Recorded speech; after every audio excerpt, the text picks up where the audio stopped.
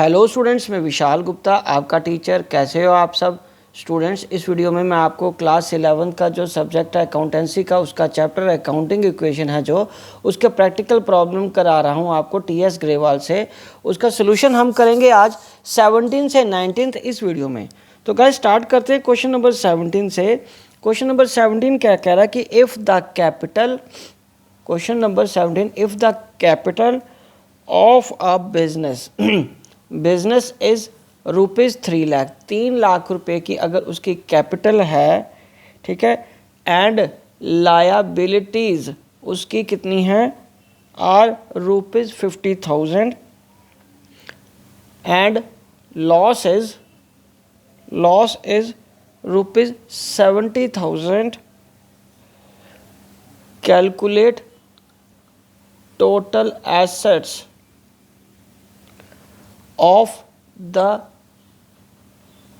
Business. Solution. बेटे ऐसे question में हम क्या करेंगे, सीधा इक्वेशन लगाएंगे। Assets are equal to liabilities plus capital. Liability कितनी है, 50,000 की। कैपिटल कितनी है हमारे पास शुरू की, 3 लाख की। और उसमें लॉस कितना हमें एडजस्ट करना है, 70,000 का। ठीक है जी, क्योंकि जो लॉस होता है वो प्रोप्राइटर को ही बियर करना पड़ता है। तो ये माइनस करने के बाद जो फिगर बचेगी इसमें से वो हमारी नेट कैपिटल कहलाएगी, और उसमें हम लायबिलिटीज़ ऐड कर लेंगे और वो क्या बन जाएगा, हमारा total assets. Assets are equal to now 50,000 plus ये आ गया 2,30,000। ठीक है जी, और ये एसेट्स कितने की आ गई, रुपीज़ 2,08,5 और 3 8, 2,80,000। तो आप आंसर मिला सकते हो, ये आपकी एसेट्स 2,80,000 की आ गई। ठीक है बच्चों, समझ आ गया आपको बेटा। चलिए अब हम आगे बढ़ते हैं क्वेश्चन नंबर 18 की तरफ। तो चलिए क्वेश्चन नंबर मैं 18 आपको करवाता हूं। अब क्वेश्चन नंबर 18 क्या कह रहा है, क्वेश्चन नंबर 18 में लिखा हुआ है, if the assets of a business are rupees 1,30,000 and net worth is rupees 80,000, calculate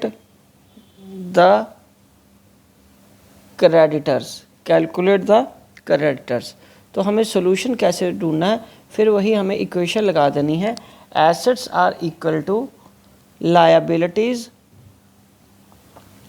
plus capital. ठीक है बच्चों, और लायबिलिटीज़ हमारे पास यहाँ पे कितनी है गिवन, वो तो हमें कैलकुलेट करनी है क्रेडिटर्स के फॉर्म में।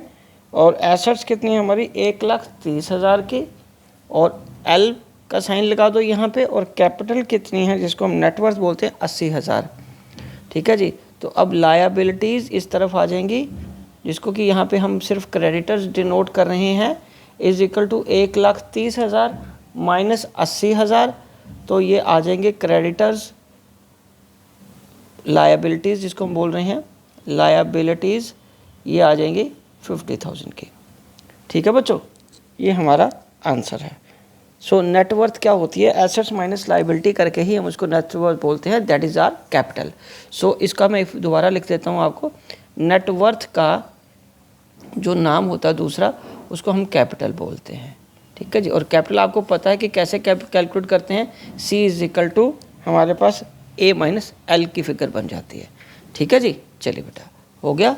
चलो अब हम आगे बढ़ते हैं क्वेश्चन नंबर 19 पे। क्वेश्चन नंबर 19 क्या कह रहा है हमें, क्वेश्चन नंबर 19 में लिखा हुआ है, A commenced a business, his cloth business, A commenced his cloth business on 1 April 2020 with a capital of ₹30,000। उसकी कैपिटल कितनी है, 30,000 की।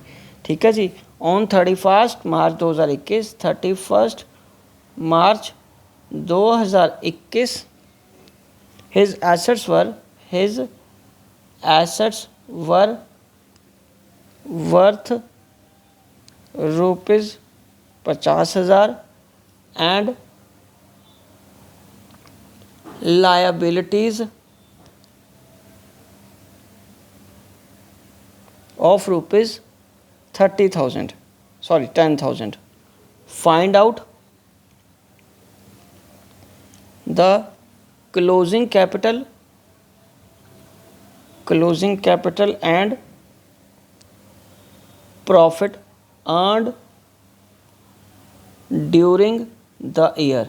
बच्चों ये क्वेश्चन सिंपल क्वेश्चन है। सबसे पहले हम यह लिखेंगे इसके सॉल्यूशन में, हमारे पास जो ओपनिंग कैपिटल है, ओपनिंग कैपिटल कैसे कितनी गिवन है हमारे पास 30,000 की, क्योंकि 1 कैपिटल को साल शुरू हो रहा है तो ये ओपनिंग है। तो हिज एसेट्स हम 30,000 की ये ओपनिंग कैपिटल आ गई।